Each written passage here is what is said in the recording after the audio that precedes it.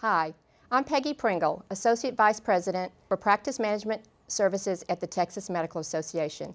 And we're here today to talk about ICD-10 with Steve Arter, who's CEO of Complete Practice Resources. Steve is also an author and an educator. And also Denny Flint, who's President of Complete Practice Resources and a former CEO. So Steve and Denny, tell me what the main differences are between ICD-10 and ICD-9. Structurally, the differences in the code set is pretty minor. I mean, we're going from 3 to 5 numeric digits for ICD-9 to 3 to 7 alphanumeric characters for ICD-10. Now, at first glance, that doesn't seem like a big deal, but that's what required us to go from the old 4010 format to the new 5010 data format to be able to accommodate those codes. So the structural differences are interesting, but the devil is in the details. The significant difference when you think about ICD-10 is in the documentation. ICD-10 is so much more specific.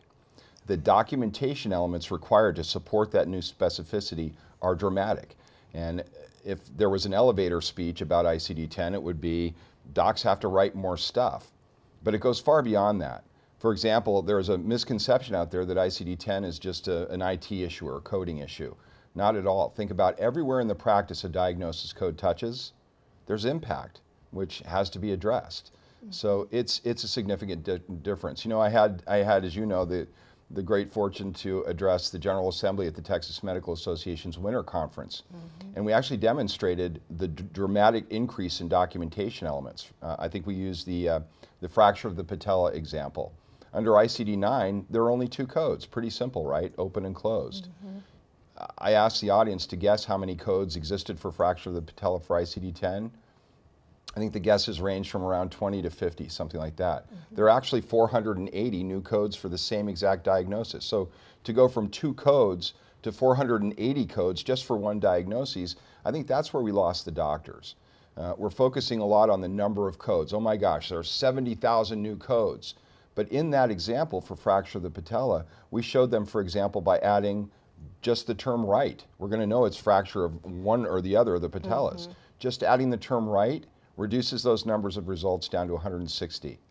Just adding the term transverse, we know from the radiologic report that it's a transverse fracture of the right patella. That decreases the number of results down to 32. And then finally, we know it's the initial visit for that condition, for that patient. By entering that search term, we drilled down to 6. So unfortunately, the docs have focused on this increase in codes, and it's become a battle cry for them. But what's really important isn't the thousands of new codes, it's depending on their specialty, maybe the dozen or so new documentation elements that have to be captured. So that's the biggest difference. And that's the most important thing that the docs need to understand about ICD-10. Okay, thank you.